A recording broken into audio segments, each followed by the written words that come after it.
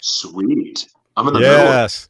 And here we are. Here we are on a beautiful Tuesday evening here on Wisdom Cafe Live. Meet the expert. And my name is Bob Choat. I'm the Transformational Grandmaster, and with my beautiful co-host, Sofie Nubani, the Queen of Laughter and Wisdom, and she's out of Orlando, Florida. So, Sofie, how are you doing this evening down there in Orlando? Great. East Coast, West Coast, you name it. We're all over the place. So we got the East Coast, we got the West Coast, and we got the center of the country. Oh my goodness. No longer in LA, I'm right in the center of everything. Right there in the center. Oh my goodness. So I'm in the middle screen and I'm in the middle of the country dividing you two. Yes. That's perfect. So those of you here on Wisdom Cafe, and I really don't have to introduce the world's mayor, Joshua Berglan, and this guy is amazing, and his journey through life has been one of like constant challenges, and he's been able to face those challenges, come through those challenges, and like many others, face another challenge and then come through it. He's like, oh my goodness, like I think God has put him here to have those kind of challenges and everything, and yeah. Testimonials. But it's all opportunities. It's all opportunities. He's a host of the internationally known Gratitude Unfiltered, where he's interviewed countless guests and being able to bring out the best. And both me and Sofie were also guests on his show, so that was amazing experience. And there's so much that I can say about Joshua, and including his background. We want to find out his backstory here on Wisdom Cafe and getting more details into that, and then what he's doing currently and what he's going to be doing into the future. And I know that he also has a beautiful relationship right now. His new beautiful partner there. Yeah. So, Joshua, welcome here to Wisdom Cafe Live. Meet the expert. Well, I love you both. I mean, I'm such a huge fan of both of you, and I cannot wait. I cannot believe, Bob, we didn't meet when I was in LA. I know. And it's crazy is that looks like I'm probably going to be meeting Sofie before I meet you, because I think my next stop, not to move, is Port St. Lucie, Florida. And so and that's really close to Orlando. The magical Disney World, right? Yeah. We have an opportunity with Gratitude Unfiltered to work with the ministry there, and we may be coming to do a live show.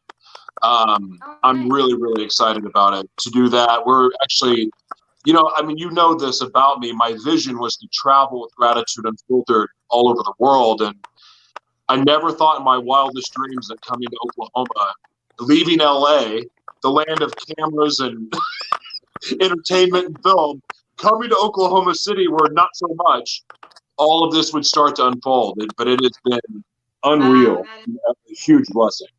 Well, you never know where those opportunities are going to lie.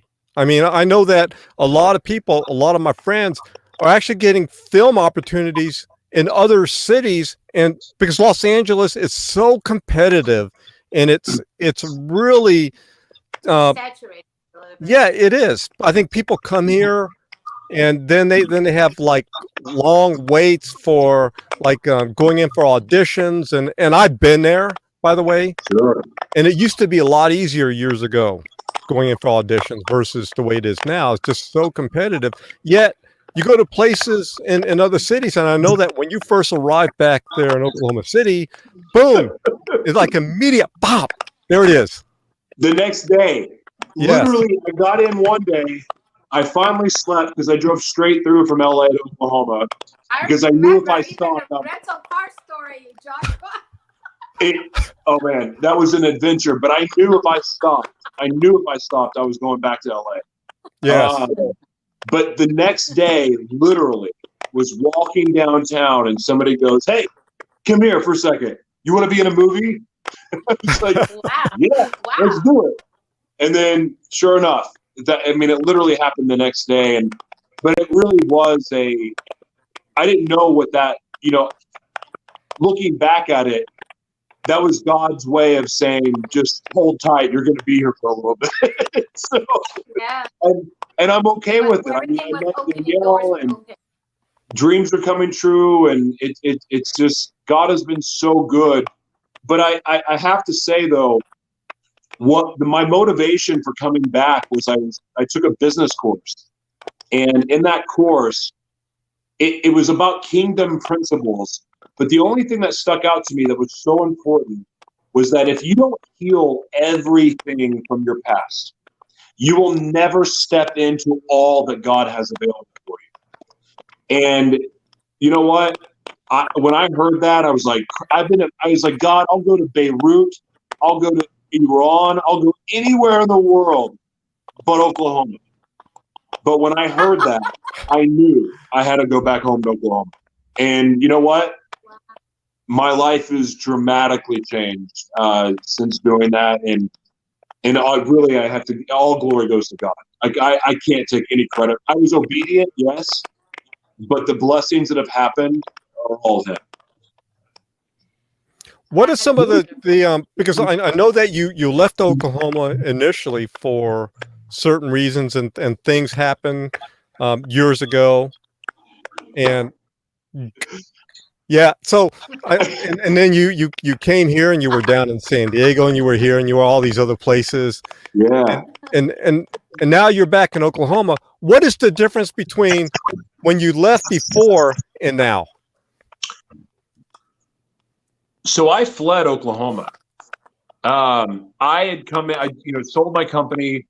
My father had passed away. I came into a bunch of money, and I, at this point in my life, it's been over 6 years now, and I was doing cocaine probably 4 to 5 times a week. Here, didn't care. I mean, I showed up an hour late to my father's funeral. I was angry, resentful, very confused, didn't know who I was. Just had another divorce, and I was just in party mode. Like every time I partied, it was all about like, let's see how far we can take this. And I was just looking to like while out, have fun, self-destructive, not making good decisions. I sure as heck wasn't the kind of money that I came into. I was not mature enough to handle it. And you think I would have learned my lesson the first time I lost everything. But this time, it was like going out, ordering Don Julio 1942, and I could drink a bottle of tequila and function. Like, I'm that guy. So imagine 1942 at a bar, $25 a shot, buying everybody else's drinks. And then on top of that, 8 balls of cocaine. We're talking, this is going on every week. And when I left Oklahoma, I left scared, angry, and going, I need to figure out who the heck I am. And I knew that I didn't know what that looked like, but I just kept hearing this voice saying, go west, go west, go west. I got in the car and drove west. 2 weeks later, ended up in LA. By the time I ended up in LA, it's like, this is home. This is where I'm going to be. And for me, being in LA was the freedom to be able to express every version of myself that I had living inside of me. There's a creative freedom there. There's a freedom where, Bob, you live there, you can be as weird as you want. No one cares. Yep. You can literally be whoever you want. And for me, that meant the freedom to express myself freely and really, really go for different things. So when I got to LA, I actually quit using drugs, quit drinking, quit doing everything. But that didn't last very long because my ex, or my girlfriend at the time, showed up, and we went right back into the old ways that we were living. and it got self-destructive really quick. So it took 8 months, but in 8 months I blew over $1 million and ended up homeless and 2 times in jail. So 2 of my 6 times in jail happened in LA, and it got ugly quick. That said, LA almost killed me, but really it gave me life, because that's where I discovered Jesus. That's where I discovered what healing is. I was going to die in Oklahoma. LA showed me what was possible. LA is where my mind expanded to go, wait a second. This is where LA helped me see who I really, really was as a human being. Like, it helped me see what God created me to be. For that, that's why I love LA. I still call LA home, even though I'm here in Oklahoma, which is my real home. I call LA home because that's where, one, I was reborn, and secondly, it gave me life. I mean, it really did. Yeah. So, does that answer your question? Yeah. So it's interesting because you've been arrested twice, and now 6 times. No. I mean, I've been arrested way more than that. I've been in no, jail. I'm talking about in the Los Angeles area, because because part of my background. This is long before your time. This is going back many decades ago. As you know, I used to be a Los Angeles police officer. Yeah. So I couldn't imagine if you hold on. I'll never forget being in LA County, or right when they were getting ready to take me to jail, and they handcuffed me to those metal rails. Yeah. And I'm coming off of 2 8-balls of cocaine and a bottle of tequila, and I'm miserable.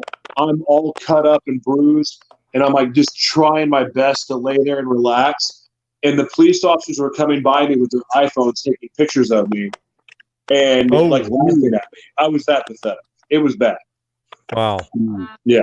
So that's one thing. Yeah. So that's one thing we didn't have back in those days. We didn't have like cameras like this. I mean, we had like regular cameras, but as police officers, we didn't carry around cameras per se. Yeah.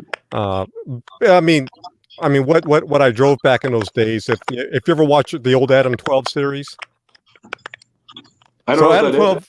So Adam 12 was actually a television series back. It started in the 60s into the 70s, and they had their police.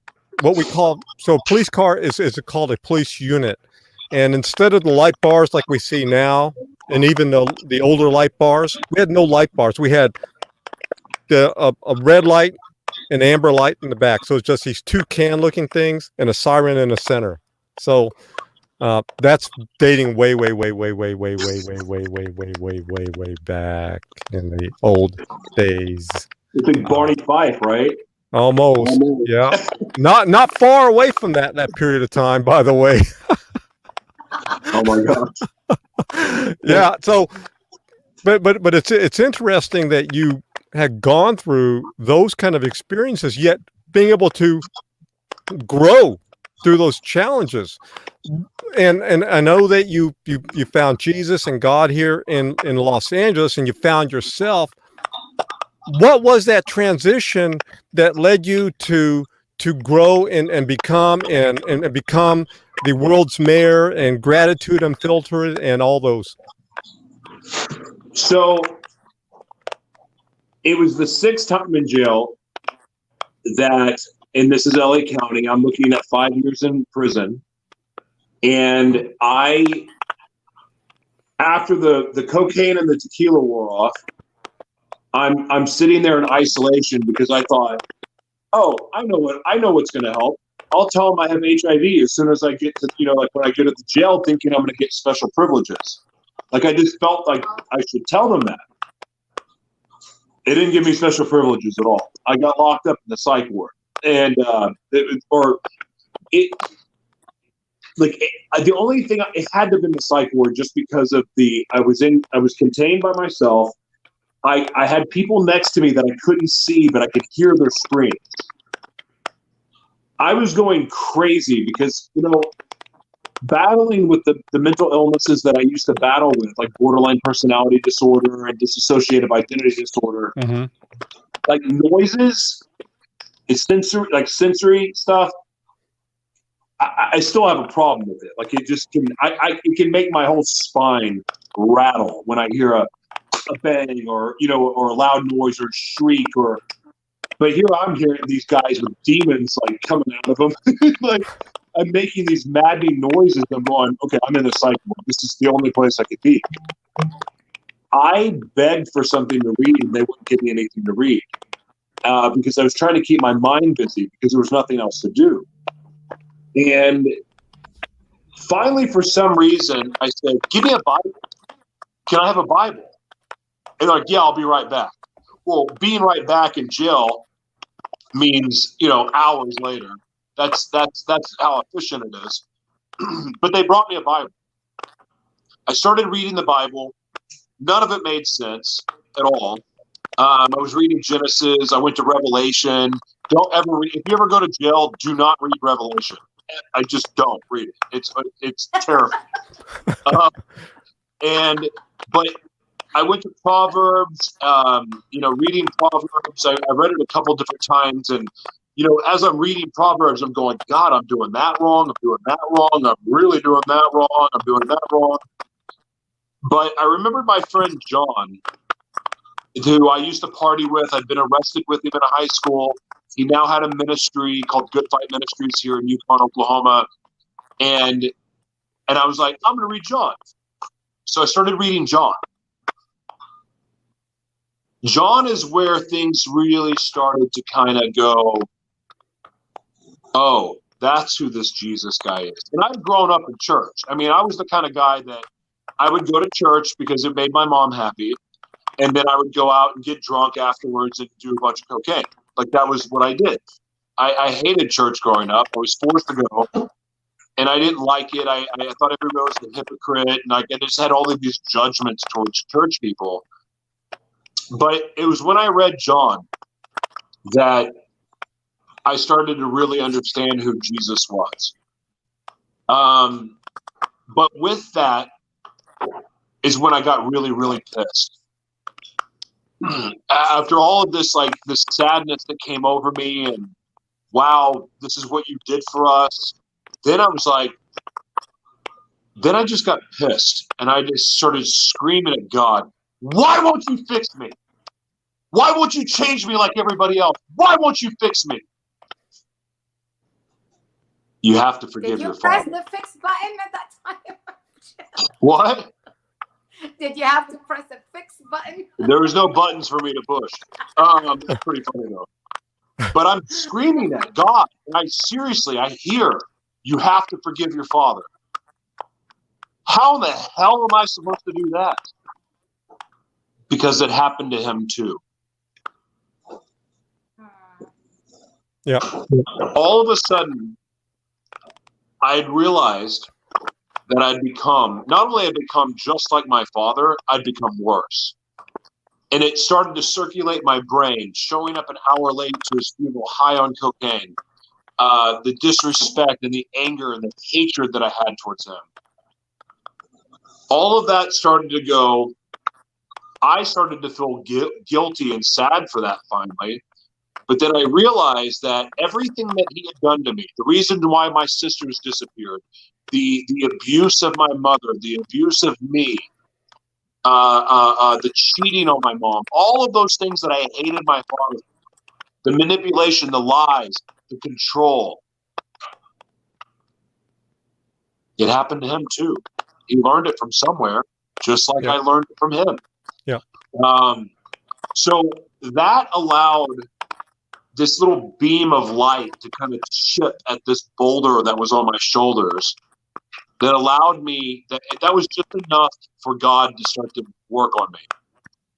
And that is when everything changed. I started to have compassion for my father. And with the compassion came forgiveness. I started begging my father, my dad, to forgive me. And right after that is when I started begging God, my real father, to also forgive me. And that's when I made a decision that changed my life forever.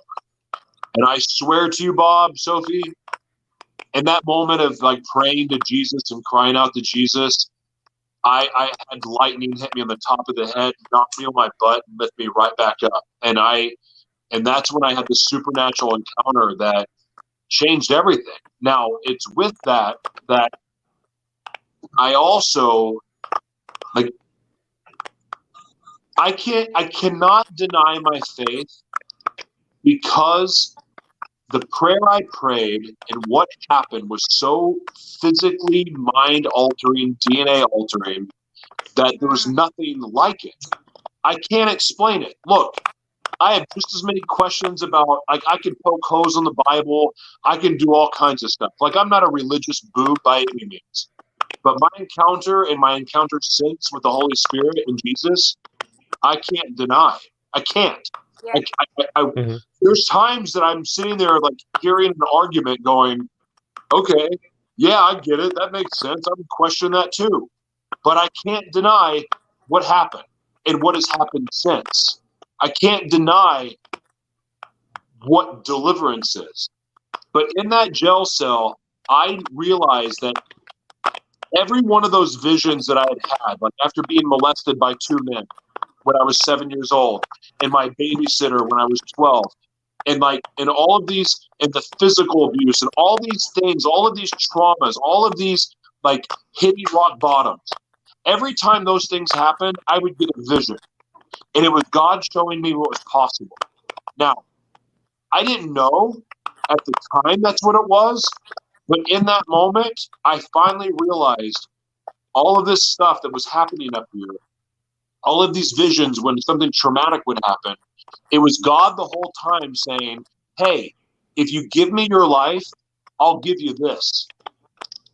And I finally said, my Father, like, my life is no longer my own. I'm yours. And that's when everything changed. Like, I will serve you even behind bars for the next 5 years. I will serve you. I will do whatever you ask me to do. Even if it seems insane, I'll do it. Well, 4 days later, I got out of jail, and I'm on the streets of downtown LA going, oh, crap. This promise was a lot easier when I was in jail.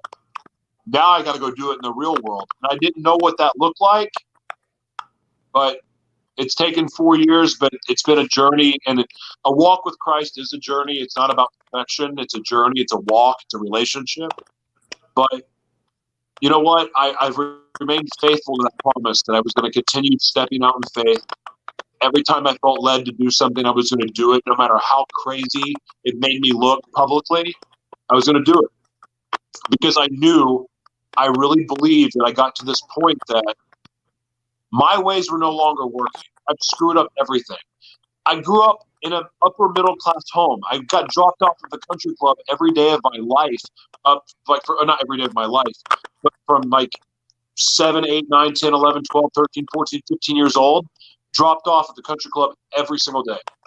I grew up with every privilege in the world, and I threw it all away. Yeah, sure, a lot of stuff happened to me, but I've had every privilege in the freaking world. Yes, I've had a lot of trauma, but I've had every privilege too, and I threw it away. My way wasn't working. So surrender changed everything. And that was when you got out. I mean, while you were in jail the last time. And then that was the final time where you didn't have to deal with that again. No. You know, Dr. Wayne Dyer actually talked about his whole journey of transformation, and all the books he's written was all after, you know, in his movie, The Shift, actually is after he was going back away, after he found that he was looking for his dad. He found out that he passed away. Then somebody guided him to where his grave was, and he went, and then suddenly he encountered this light. And what came to him is that he was so angry at his dad because what he did to his mom and his siblings and foster home and everything that he had to go through. And the time he forgave his dad is when his first book was published right after. And since then, everything was unfolding. And all the prosperity just entered with abundance. And he had 9 kids. And he had a beautiful life to 9 children. And he had a beautiful life for all of them. and he had a beautiful family life in the midst of actually growing and being, at that time we didn't have those kind of technology where you could be seen a lot more. You had to be either knowing a publisher or somebody or to really Yeah. be seen. So he really flourished after free, and he talks about it all the time. It was the changing moment, and it's a very good lesson, and it's beautiful to hear that even more, because I know, Bob, you too had to go through that with your dad and the Yeah. time that it really shifted for you. So forgiveness is such a deep element of emotion when we really practice with, when it comes naturally, like how it happened to you, like a supernatural and true release and redemption and forgiveness, and not like just saying it because it's the right thing to do and you hear it, but all your soul, your bones, and every part of you really forgives, that you're actually feeling sorry for your dad because Yeah. now you understand where he was at, and that's true forgiveness at that time. Yeah, I know. Like, yeah, like with me, forgiving my father what he did to me, but then having that compassion, like you, Josh, having compassion for your father, and I started having compassion for the young boy that my dad was, for what he went through there in the Ozarks, and and I thought what I went through was bad. What he went through was much worse. So For sure. yeah, yeah, It's, you know what? I think I genuinely believe that most of our parents do the best that they can do. yeah, And there's not a playbook. And when you're dealing, I mean, look, it's hard enough now. I'm healthier than I've ever been. Like I like my life is so blessed. But it's not like I have everything figured out, Like I now that I've done all of this healing with self, well, now I'm learning how to have relationships. I'm learning how to allow people in. I'm learning how to like have genuine, true love in my life, and learning how to take care of it. And I'm not always great at it. Like I'm, the responsibility now of the evolution of now having a ministry and needing to be like, I get to be there for other people, and I get to be an example, and I get to love. But you know what? There are days that I don't want that responsibility. There's days that I don't know how to do what maybe I need to do. Or there's days that I'm not so feeling so great about myself, whatever it may be. And it's like the beauty of life is that we always have this opportunity to learn something new. We yes, never have it figured out. We always have an opportunity to grow. There are no mistakes. There's just lessons and there's opportunities. There's no failure. There's opportunity. I mean, I love disaster. I love chaos. I love, problems, because it stimulates me in a way that's like, wait, I get to figure out how to make this an opportunity, because I believe in God's promises. And so like now I feel like, Danielle, our relationship has been, we're learning about each other, and like, but we're getting closer every day. It's just somebody that I want to have a family with. And, but you know what? For me, that's going to present a whole new set of challenges, because I was a piece of crap father. I was a piece of crap husband. I've never been a good boyfriend until now. Like, I'm learning all of these things, and it's still growth. But how amazing is it that we're never out of it until we're dead? We always have an opportunity. It's never too late to turn your life around. It's never too late to grow. It's never too late to take on a new challenge and to see what you're made out of, because I don't know. I mean, I think that's so cool about life, is that we get this opportunity. I'm 40. I feel like I'm 100 years old sometimes because of all the stuff that I've put myself through. And it's real easy to go, God, I've really pissed away my life. I've really thrown away. No, really, actually, I'm still pretty young. Like, I have more to do. You have way more to do. Absolutely. Yes. It's so cool.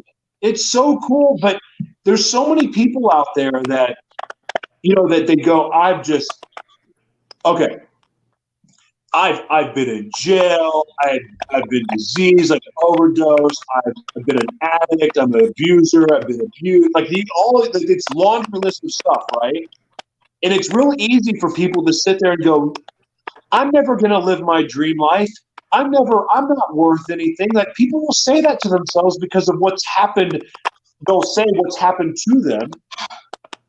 But the minute someone figures out and understands that all of that happened for you, all of that is actually what fuels your gifts and your destiny, and all of that stuff gets to be a blessing. And Gratitude Unfiltered is about all of those crap, dirty, awful, disgusting moments in your life, those painful, broken, sad, pathetic, miserable, embarrassing, shameful, painful moments. Being able to look at them and go, thank you, Jesus, for all of it. Thank you. Because now I get to use it to help other people. And your whole purpose on this planet is nothing about you. It's other people.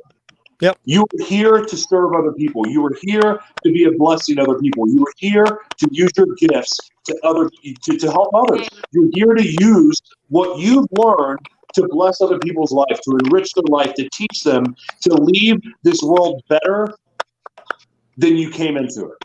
Mm-hmm. I think I said that right. No, actually, that's well said. But that's one of the lessons that I learned that actually helped me overcome my fear of public speaking.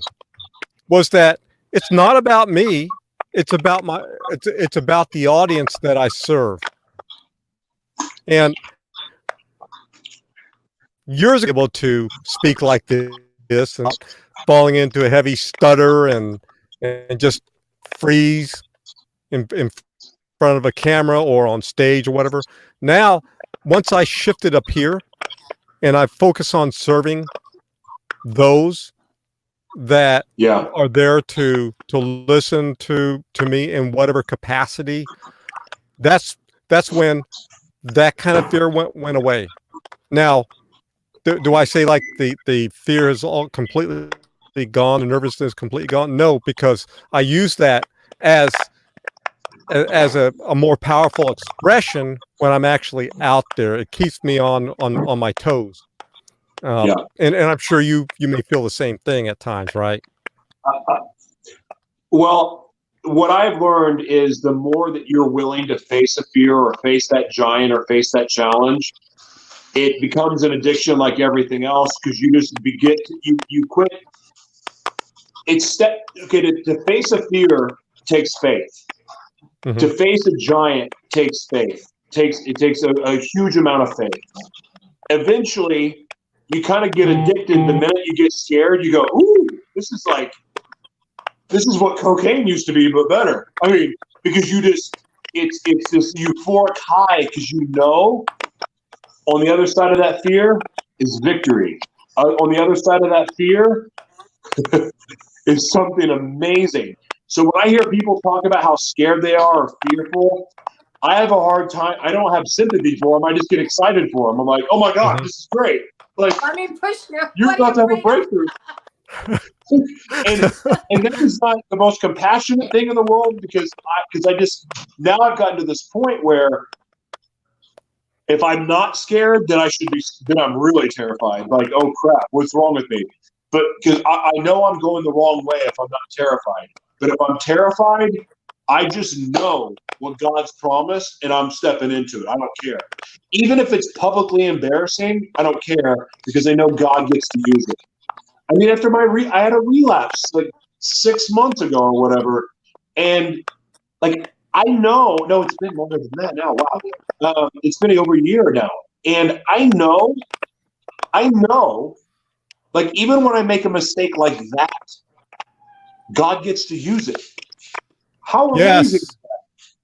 Yes. What is there to fear? What's ever to hold you back? It's like, it's so amazing that we have this opportunity that no matter what we do, it can be used for something amazing. Now, Joshua, I actually expressed myself years ago through a song in the middle of Trader Joe's right before Christmas. And the song I sang was a a chorus of Oklahoma. Did you hear that, Daniel? Oh, Oklahoma. Yeah. Where the wind comes sweeping down the plains. Yeah. I don't even know the song. I don't know why I sang it in California, a chorus of Oklahoma in the middle of Trader Joe's. There you go. That's amazing. Which Trader Joe's was it? The one on Sunset? No, it's actually the one here in Granada Hills. Okay. And I know, that's true. It is California. I was just trying to get the visual picture of the people that were around you when you sang. So, and it's interesting because Trader Joe's was one of my clients years ago when I was teaching a leadership workshop to their senior management. And, oh, wow. and here I am going crazy. So I love it. I love it. That is crazy. Yeah. So Joshua, I have a question for you. I remember when we were interviewed on Morning Gratitude, and then you changed to Gratitude Unfiltered, and you went through a phase where you took a little break. In that period of time where you had to change and get so real and authentic with yourself, and when you changed that, did it help you in your transformation as well? Well, so when I killed Morning Gratitude, that was through everything was flowing. Like I got into this leadership course, and like I was really, really stepping into more of who I was created to be. And I ended up getting kicked out of that leadership course because I got in a fight with my ex. Outside of this, we had it was a fundraising function, and she accused me of like sleeping with everybody in the room. Basically, we get in this fight outside.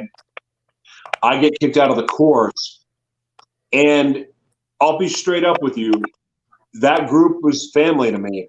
They were real friends. They weren't digital friends. They were friends that I hugged and like said I love you to. And here I am being kicked out of this course, and I'm like the leader of this group, and I'm kicked out, and I immediately went straight to rage and hatred towards my ex, and I just said, screw it.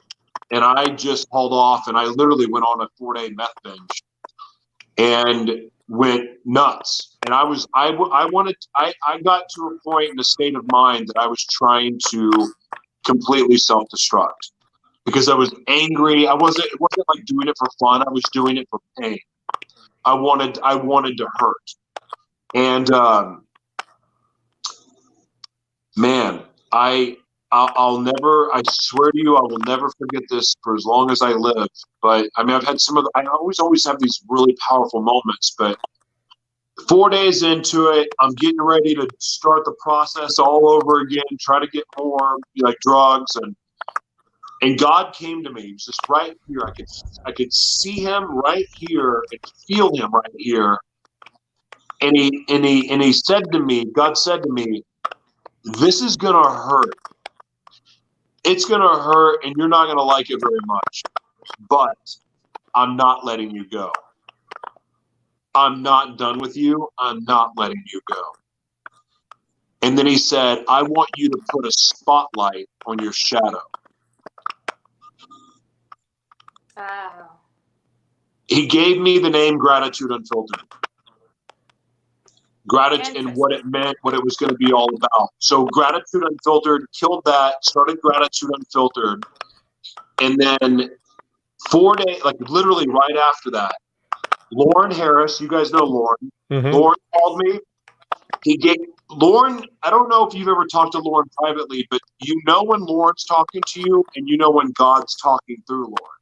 There's two different versions of Lauren. This time it was God. Because he was saying things to me that only God could have told him. Like, that's all there is to it. The second day, Annie Lobert from Hookers for Jesus called me, gave me the same word. And then 3 other people the next day called me that I didn't know. I had no idea who they were. They found my phone number. called me gave me the same message. Wow, confirmation, yes. That's what changed the course of everything for me. And I forgot the question, but that's Gratitude Unfiltered was Talking born about through Gratitude Unfiltered, you know, the transition between, you know, your early, you know, before and after, and how did that influence your transitioning and transformation? It became Gratitude Unfiltered eventually, before it became a ministry, was therapy. It was keeping me safe. That's what I was feeling. That's what I was asking. It was all because, I mean, you remember there's a suicide episode where I was talking about suicide in real time. This is when I married the person I didn't know. But, like, I'm having these attacks. You heal. And the only way I knew to keep safe was to talk about it. So I went on the air and talked about it. And, you know, it was therapy. And now it's transformed into something else where it's other people's therapy. I mean, the stories that are shared, the lessons that are taught, the atmosphere. Now we're filming with, you know, a 3-camera shoot. We have half of the audience. We have they're either in prison or they're in a halfway house, and these stories are people that have all been where I've been. The only difference, you know, but at the same time that they're all different and unique and special, and it's just been a wild transformation and a journey how it's evolved. But I mean, again, it started as a way to keep me safe because I was isolating. You know what the hills are like, Bob, in LA? You get up there, like, if you want coffee, it takes 45 minutes, you know? I mean, it's just like, I'm there. I'm stuck. I'm not going anywhere. I took Uber when I left, but for me, it was like, I'm going to hide here because it's inconvenient to go anywhere. So I'm isolated. Well, guess what? Now I'm alone with myself. I'm alone with my thoughts. I'm alone with my demons. Holy crap, what do I do? And God taught me how to get really comfortable being broken and working through it. All the masks were out and very, very, yes. And the other part of it, your transformation while you were going through the Gratitude Unfiltered, and you interviewed a lot of celebrities and people, and it's amazing how even when you went out and spoke that you would think other people today, and if they're watching, they would feel that they're going to be judged and they're going to lose maybe the love of people or acceptance or validation. But instead, that's what really helped Joshua actually transform and heal and be able to be even a better person than he even was before that, when all the images were perfect and looking just right. Yeah, I was never much of a fluffy guy. Morning Gratitude was never the right name, but whatever. You know, it's been a blessing. But the other important part about Gratitude Unfiltered is it made it impossible for me to hide. And that was good because I was really good at hiding. I mean, to be honest with you, I could have been on this screen with you 2 years ago, us talking, and I'd been hiding the whole time. And you would never known it. Like, now I'm just so comfortable. Like, my mom talks about it all the time. Like, she goes, he'll tell me stuff I don't want to hear. But at the same time, like, because I don't know how to hold anything in now. Like, I don't know how to keep secrets. Like, don't tell me a secret because I'm not going to be able to keep it. You know, I mean, like, I'm not comfortable with it. And I'm not comfortable with hiding or suppressing a feeling that I have because I know how that can be turned and used and weaponized by the enemy. And I'm not going to allow it. So you found this a good process for yourself to do. And for those who don't have the ability and the convenience of doing what you're doing, what would you recommend for them? Because by the way, I was just talking to a friend of mine who just was in America Got Talent and The Voice, Alejandro. And I would love for you guys to connect. But we were talking about how he said in 225, the biggest challenge that people are going to die from and fear and deal with is depression. There's going to be a lot more suicide because of the disconnect and so forth. And I know that you are an amazing person to ask that, because you are a living example of how you were able to deal with that and transform your life on top of that. I got to be honest with you, like having a screen in front of you, it's like a safe barrier, because sometimes it doesn't feel real, but it is. Like using the screen to go and Facebook Live into a group and bare your soul, or even starting to write about what's going on with you. You know, like you got to talk about it and be truthful about it, because you know that expression, the truth sets you free. I mean, yeah, it's true. But when people say it, they say it as a surface level statement, like because they heard it when they were 2 years old, you know? Truth is love. Love is truth. Truth, there's a supernatural power to truth because it unlocks the universe's blessings. It also unlocks the universe's ability to bring the right people to you. So when you share your truth, no matter how, okay, so for me, when I was doing morning gratitude, I was sharing like 98% of the truth. But I was hiding that I had HIV. I wasn't telling people. And I was hiding why, 2 of the times, why I'd been in jail. I wasn't blessed. Every opportunity that I was getting wasn't blessed. It wasn't good soil. It wasn't the right opportunity for me. But I was getting to the finish line only to fail. It was only when I started speaking the 100% the truth and like sharing all of it that all of a sudden the right people started to come to me. All of a sudden real friends came to me. All of a sudden I was able to step into the man I was created to be.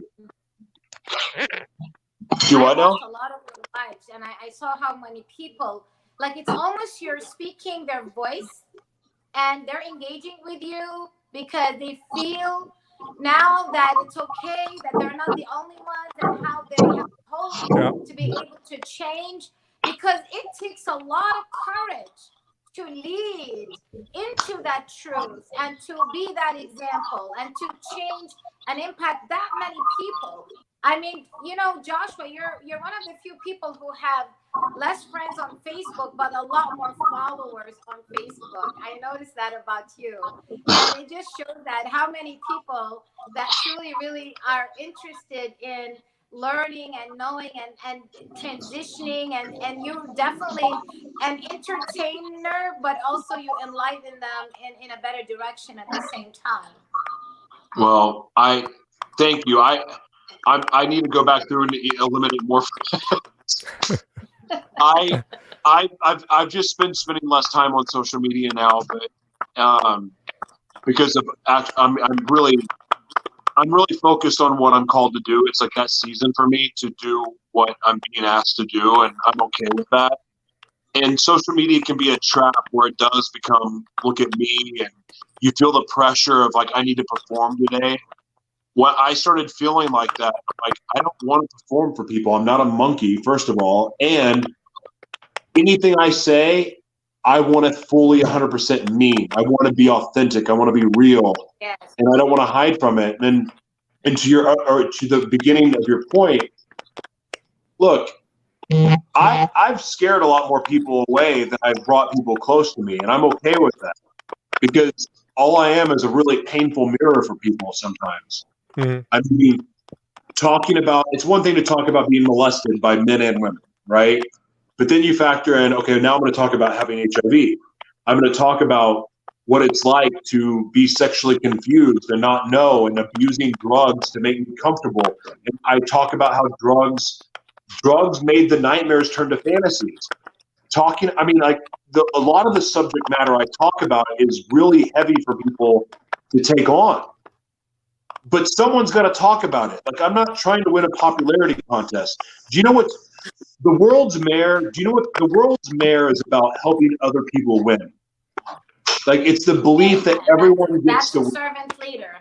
It's not about look at me. Like, I'm not, a mayor's function is to help elevate everyone around me. I just want to, I'm doing it on a global level. Like, that is my mindset, is that I'm so blessed and excited to be traveling with Gratitude Unfiltered and to be able to serve in the communities we travel. That is what it's at, where it's at for me. But it's also, it's the ability to take these same people that believe that they'll never get a job, they'll never amount to anything because of their past.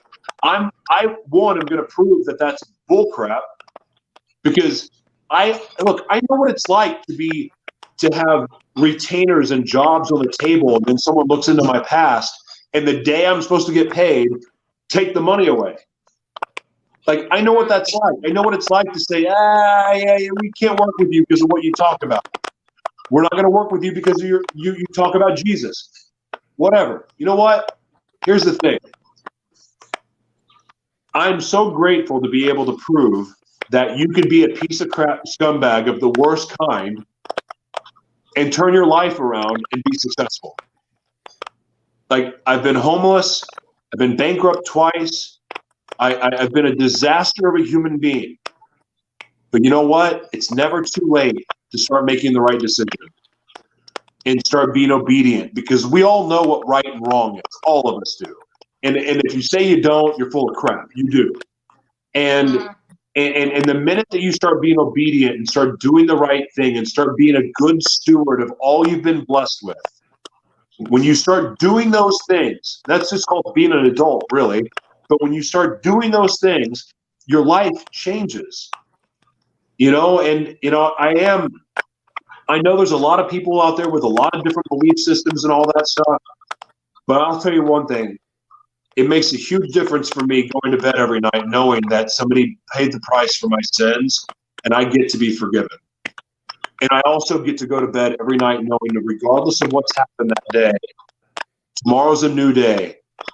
And I get to do it all over again. And I'm not going to be, like, yeah, we make mistakes, but those mistakes actually get to be used for something good. There's so much peace that comes with that.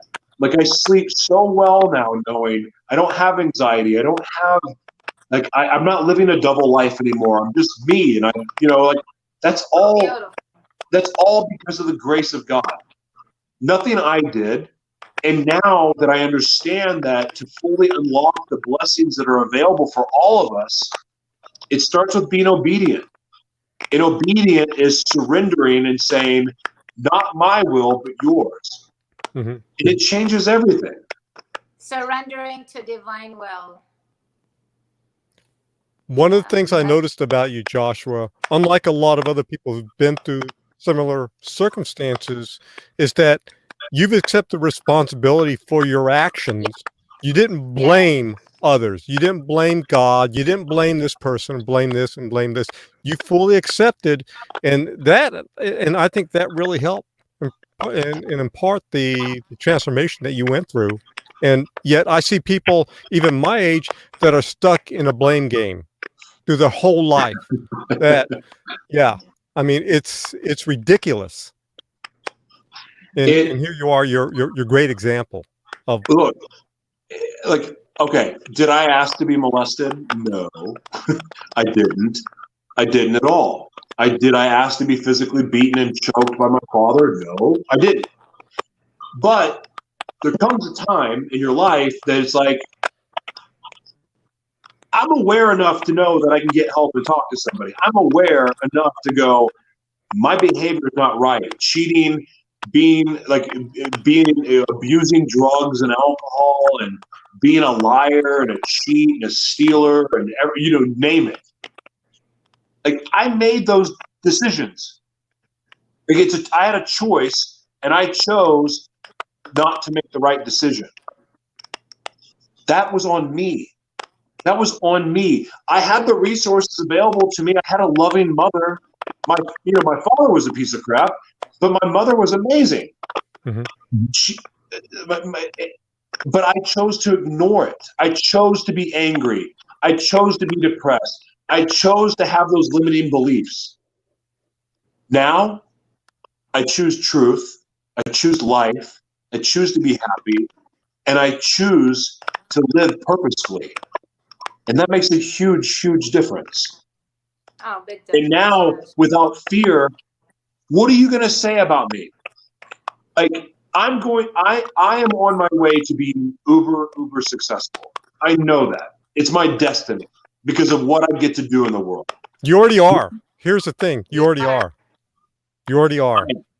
I have bigger goals. I mean, like, I have a, yeah. like, and I appreciate that. And it is true. I am successful. I am. I really, really am. I'm going to be a lot more successful. Like, it's happening now. It's unfolding now. And I'm not saying that arrogantly. I'm not. I now forgot the point. But hey. the point, I guess what I'm trying to say is, like, it's never too late to turn your life around. And we all have this opportunity that is so amazing. And I really believe that we were all created to be extraordinary. And it looks different for each of us. And but life is, I know what I was going to say. What's worse? I know for a fact that I could have lived a life. I had opportunities with TV shows and other opportunities that I could have sold out. I could have been successful faster. But at the same time, I would have also lived in fear of someone out there has naked pictures of me or video of me doing this, or there's the people are going to look up my jail record, or they're going to look, you know what I mean? Like, I would have lived in fear. And so what's worse, making $250 million and then getting exposed and having to pay $250 million in hush money, or having everything taken away from you at the beginning, but build your foundation on truth? So that way, when you are successful, what do people have on you? Nothing. You can't take anything away from me. Like, there's nothing anyone can take from me, because everything that has happened has been built on a foundation. Josh, we lost your voice a little bit. It went down. The mic, it shifted or something. Weird. How about now? Same. It's the same. I don't know what happened with the mic. It sounds like it went really weak. Try now. It's still the same. I don't know what happened. Let him go and come back. I think that would maybe work. Yeah, go ahead and let me see if I can. Let me remove you from the screen. Can bring it back in. Okay. Okay, I'm going to put Joshua first, then Sofie. Can you hear me? Yes, there you are. Okay. Sometimes you got to reset StreamYard. It's okay. Yep. So going back to what you were saying in terms of, oh gosh, now I lost track here. Well, no, what I was saying was that I built my foundation. The foundation of my success has been built on unfiltered truth. Yep. And also by living exposed. And look, it's not for the faint of heart. It's not easy. But here's the thing. I don't have anything in my closet that no one doesn't know about. Like, I've talked about everything, you know, and then when I do mess up, I still talk about it, because it's liberating to be able to go, you know what, I screwed up. I made a mistake. I'm sorry. And one of the other blessings I think about that is being able to show people, like, look, and I'm going to speak like for the believers out there. You're not perfect. You're not going to be. You're like, your journey with Christ is your journey with Christ, and you're going to make mistakes. You're going to screw up. You're going to tell someone they're an effing idiot. You're going to bite someone. You're going to kick them in the butt. You're going to be angry. You're going to yell. You're going to curse. You're going to make mistakes. It's going to happen. And guess what? It's okay. It's okay. Talk about it. Confess. speak about it. And then to make it even better, if, like, say you have a relapse, or say that you end up having an affair, or you do something awful, if you confess it and you talk about, hey, this is how I let the enemy in, this is how I stumble, and you teach others with it, it's almost like Jesus loves your screw-ups, because guess what? You get to use it to help other people. And there's nothing wrong with that. I mean, I'm not telling you to go cheat or have a relapse. I'm just saying, there's don't do that. Yeah, don't do that at all. But we all have made mistakes. I remember back when I was in the Marines, and there's a young Marine who got into a barroom fight in Lawton, Oklahoma. In Oklahoma, and I'd be fight if I went there too. in a cowboy bar, and took on the whole bar room full of cowboys, and ended up with cracked, broken ribs, and in a hospital, and was banned from the town of Lawton, Oklahoma. And that young Marine. Was you? You? You rebel, you. Oh boy, I was. To say, Bob is about to confess something here that we all don't know about. How funny! Wow. And today it's like, who cares? It's different, right? Yep. And that was just one of other incidents and stuff. So, yeah, when you end up doing stupid things and almost getting yourself killed. But now it's going back to Oklahoma. So that's the second time that I mentioned Oklahoma. I had to throw that in. Yeah. I had a question for Joshua. On the period of, because when you do cocaine, I mean, how were you able to deal with the withdrawals, and how were you actually transitioned? Did you go to a rehab? What was the process that you were able to get off that? Oh, I went to the meth. Okay. My nose quit working, so I just went to meth instead. I'm not making it. I mean, I'm really not trying to make a joke out of it, but that's the answer to your question. It's the truth. It was the meth abuse that, is really what just shifted reality to the point that I didn't know what was real at all. But yeah, rehab for me was vacation. None of that stuff worked. Look, here's my honest belief. I believe that addiction is a spiritual problem. I think mental illness is mainly a spiritual problem. I believe that there's spirits. I believe that they're demons. And for me, it was about getting delivered. So, and I know that's not a real popular opinion, but look, borderline personality disorder and DID, that alone, like those two mental illnesses. Oh, I think Sofie, you cut out, Sofie. I can't hear you. You cut out. Hold on. Let me see. Let me take her back out. Bring her back in. How about now, Sofie? Can't hear. Okay, disconnect, Sofie. Turn off. Sofie.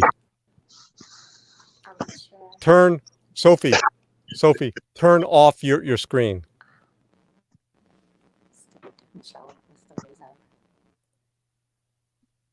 Okay, I cut her out. See if she comes back in. Yeah, I think she's having. I think her phone may be dying. Okay. Yeah. Anyway, I'll finish what I'm saying really quick, and I actually have to eat dinner. But I And before you go, I want to ask you what your favorite quote is, but go ahead and finish what you're talking about. Oh, okay. I believe, my personal opinion, in like, look, you can't treat borderline personality disorder with medication. You can't treat DID with medication. it's truly, and when people that understand it, it's truly a spirit. It's a spirit that takes over. Borderline personality disorder starts to manifest itself through soul ties. When you're molested, when you're physically abused, like you take that on. I was delivered from it. I beat DID and borderline personality disorder with no medication. If you look at the depression medication and what it does to the pineal gland, you look at the side effects, it's making the situation worse. There's a reason why you have to keep taking this crap. So I truly believe that we can be delivered from addiction. We can be delivered from mental illness issues. I truly, truly believe that. There's a process involved, yes, but it can be done. And I really believe with all my heart, because not only can I say it for myself, but I see it every freaking day. Yes. I see the worst of the worst. Heroin addicts delivered in a day. It's gone. I see it all the time. What now, Sophie? I said, what about, if they have a lower production of serotonin and other hormones that might need to be balanced, that's causing their instability emotionally? There's truth to that. I'm not saying all, but I am saying that there is, for the most part, it's spiritual. And if you look at the history of psychiatry, like Bob, you're in LA, you can go to the Psychiatry Museum of Death. Like, it's all right out there, laid in front of you. You can read it. How the field of psychiatry played a role in the Holocaust and slavery and cannibalism, like all of that information, like, and how the pharmaceutical industry and how the field of psychiatry used these things and really weaponized it. It's a really interesting history, and when you see that, when you start kind of tying, like I started to tie it together with my own personal experiences, I thought, I'm not taking these drugs anymore. I would take all the mental health drugs they gave me, and all it did was make me want to do more drugs. Yep. And actually, it's funny because this guy was talking on TEDx about how could they do being a psychiatrist and not actually have a scan to the brain before they diagnose the person. And they're just giving them all these, assumption of what their case might be, but they are not really seeing what parts of the brain is really needing what, and they're just prescribing stuff for them. Yeah, and that's very common. I remember when I would go to an APA conference, and there was psychologists, not psychiatrists, but psychologists who wanted to have the ability to prescribe psychotropic drugs. And I actually challenged them on that. And I said, even back then, I said, it's BS. Number one, the drugs have major side effects, and they actually will have situations where you'll get many times worse. There are other ways to be able to help people, and we know now that you have the proper diet and getting into the right mindset. A lot of these kind of things. And Sophie, you mentioned serotonin. Yes, some people are low in serotonin, and we talk about that in laughter mindset. Why not just have them give them a cocktail of a laughter mindset, right? to help raise that up. You can look at and that's so true. What you're saying and what you guys do and what you guys teach is so powerful. You also look at one of my friends is the forgiveness queen, and she works at cancer hospitals, and she's walking these cancer patients through forgiveness. Guess what? Their life is extending. Some of them are beating cancer. How? Yeah. From forgiving? Yeah, because that crap is poison. That anger and resentment and that hatred. It's poison. It's poison. And you brought up diet. Well, guess what? Like, sugar is straight poison. Yes. Yes. Kids with it. And yes. like, what do you think is going to happen if you give me sugar? I act like an asshole too. Like, Yep. I'm a maniac on sugar. It's just true. Yep. Like, it's so. I just look. This is like a whole deep wormhole conversation. And we can go there. I know that you have to go eat. I know, and I love getting into it. But what was your question? You were going to ask me something, Bob. No, so I want, and I just want to transition, so because I know you have to leave, and I asked you before, what's your favorite quote and why? I'm not a quote guy. What's your favorite quote, Danielle? Hold on, Danielle's going to read one. Oh, okay. I'm not a Okay, quote. Danielle, come into the conversation. I've been cooking and listening this whole time. What's your favorite quote? I'm really not a quote guy. Okay, Okay. I'm gonna be a little biased here because this is recent, and I'm not gonna lie about it. It's very recent, but it used to be something very different. But be on your guard, stand firm in faith, be courageous, be strong, and do everything in love. And that is from Corinthians 16:13-14. I like that. Yeah. The code to live by. I mean, there's like there's Bible verses, but I love Yeah, not to be like that. yeah, and not to be like, even if you believe in like the law of attraction, like you're not somebody who's religious or spiritual, and you just kind of believe in energy like this. Sorry, I didn't mean to cut you off. It just it's goes. your show. I'm just here. It goes to show that, I mean, there's so many alignments no matter what you believe in, and like that stands firm, and no matter what your religion is or anything like that. So Yeah, and We're gonna have to interview Danielle. So yeah, she's way more interesting than I am. No. She is pretty interesting. You know, I've never been a big quote guy. Like, I don't post quotes. Like, every once in a while, I'll do some Bible verse stuff. For me, it's. what's your favorite Joshua? What's your favorite Joshua? Not somebody else's, but Joshua's. Affirmation or something that you tell yourself. I make up affirmations throughout the day so for me, when you'll see an affirmation come out of my mouth, it will be when I get something in my head that I don't like. And Jason Cisneros called me one time. It was right after this relapse I had. And he said, I forgot the exact words, but a lot of them had expletives that I won't repeat.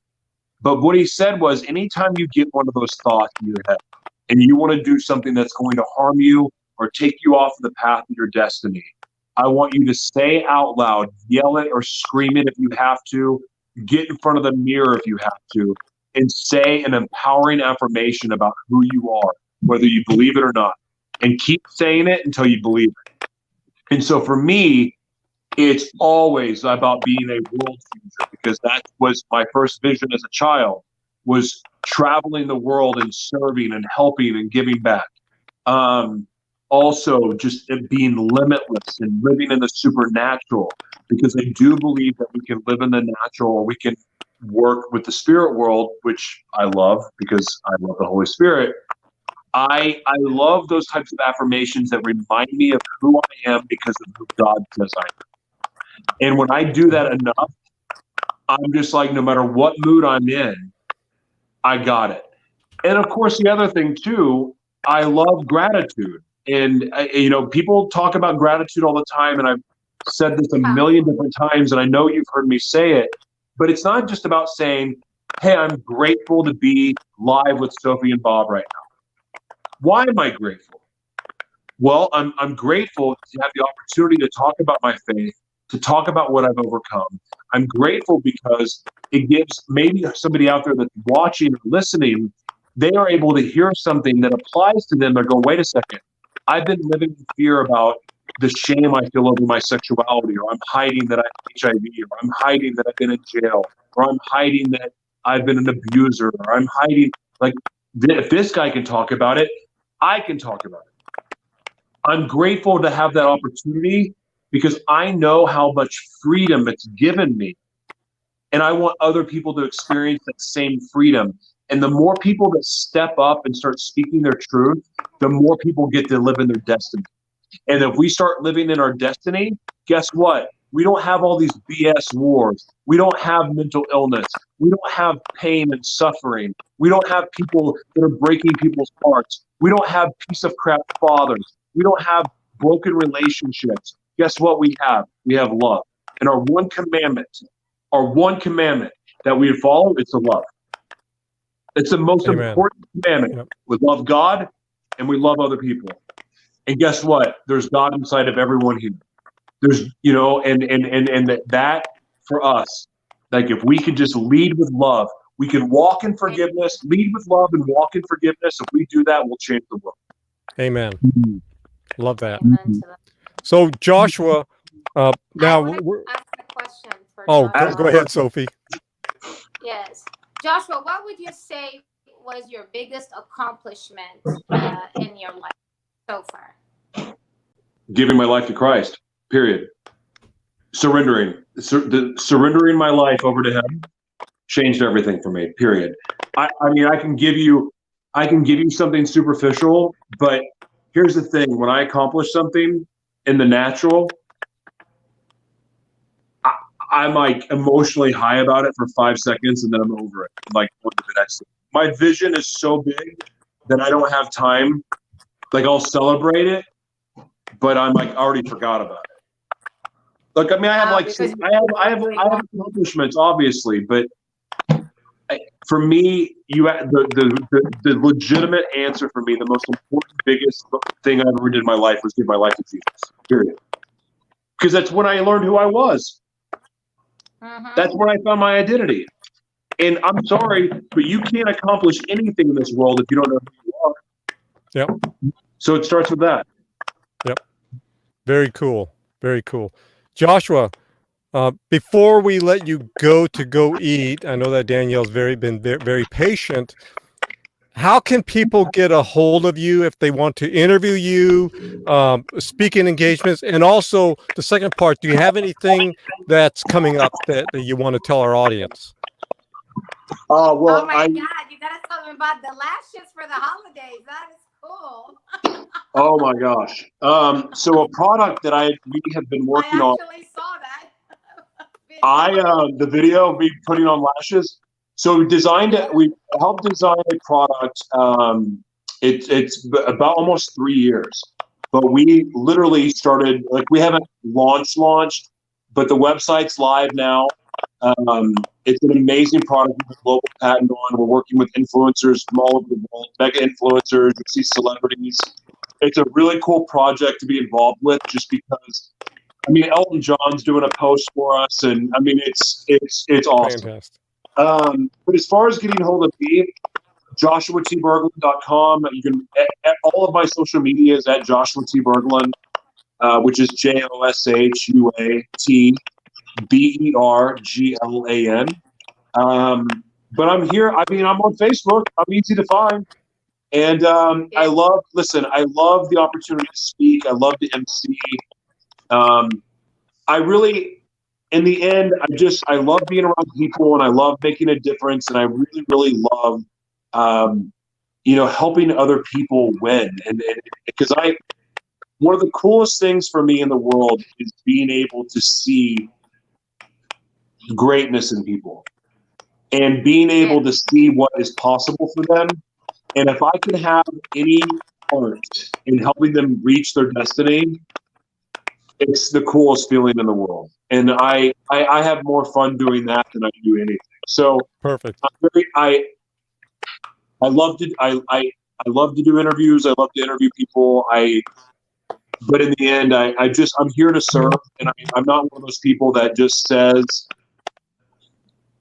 I'm not somebody that just says, hey, I'm here to serve and don't mean it. I live my life in service of other people, and all of the success I get to experience is having a servant's heart. Yes. Yes. You do. Amen. Well, Joshua, it's been an absolute pleasure having you here, and I can't wait to see your journey as it continues to unfold, as you continue to grow in the months and years ahead, and the influences that you're going to have to help people themselves, other people to grow, and also your journey with the beautiful Danielle there as well. She's awesome. And by the way, people, I have this website in the description, so you can go to this website right now. Just click through, and boom, it's there. So again, I want to thank everybody for tuning in this evening, and just and if you're watching this later on, listen to it all the way through. Listen to Joshua's story and his journey and his continuing journeys. You can follow that again on his website as well. So The world's mayor. the world's Thank you for mayor, joining us absolutely. today. I love you Yes. guys. Love you I'm too, so Joshua. grateful for you all, and I can't wait to meet you both in person. Yes. Amen. We Likewise, definitely likewise. will. We definitely. I know because you already met my buddy Marcus Anderson. So I love it. Well, he's from Oklahoma. he's up the I-40 from you. Yeah. And his podcast is doing really good too. Oh, he's such an amazing guy. This little community of people that we have on Facebook. I mean, you know who everyone I'm talking about. It's just so fun to watch everybody's journey, and now everyone's gotten so busy we don't get to really interact as much as we used to. Yeah. But that's a blessing. It's amazing. We all met on Facebook, and then some of us have met in real life now. But yeah, Marcus, and I really love this community of people. I mean, I miss everybody because I'm not on social media like I used to be. But the support and the love that you guys have always shown me, it's always meant a lot, and I'm just grateful for you both. You're receiving of everything that you were giving in many ways. And I personally respect your courage. I so much admire it. And a lot of times when I would watch your lives and you see I comment, and I would say it takes a lot of guts to actually say that. I freaking respect that, man, because you're so open. And it takes real backbone of a man to be that way. So I really congratulate you for being that, because you're giving that and passing it forward to others who might have really needed you to give them that beginning of their journey. And many blessings for you on your journey. Favor in everything you do, and blessing others like you are blessed yourself. And we wish to see you and Danielle have a beautiful family, and always I can't wait to meet you guys. I already know you.